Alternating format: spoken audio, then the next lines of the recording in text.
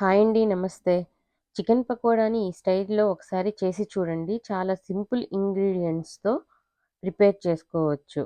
ముందుగా మనం కడిగి ఉంచుకున్న చికెన్‌లో 1 టీ స్పూన్ ఉప్పు, పావు టీ స్పూన్ పసుపు, 2 టీ స్పూన్ కారం, 1 టీ స్పూన్ ధనియాల పొడి, 2 టేబుల్ స్పూన్ కార్న్ ఫ్లోర్‌ని వేసుకొని, ఈ పొళ్ళన్నీ చికెన్‌కి పట్టేటట్టు ఒకసారి బాగా మిక్స్ చేసుకోవాలి.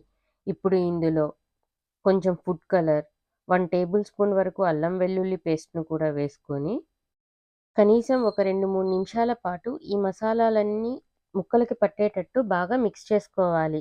ఇలా మిక్స్ చేసుకున్న తర్వాత ఒక 30 మినిట్స్ వరకు పక్కనుంచుకోవాలి.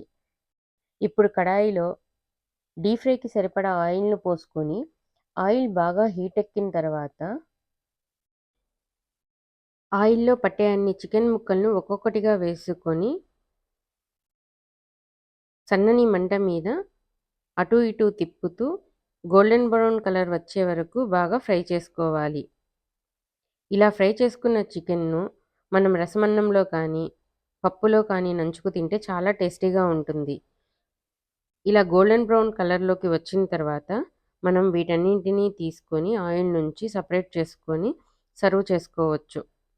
మీకు గనక ఈ వీడియో నచ్చినట్టయితే ప్లీజ్ లైక్ చేయండి.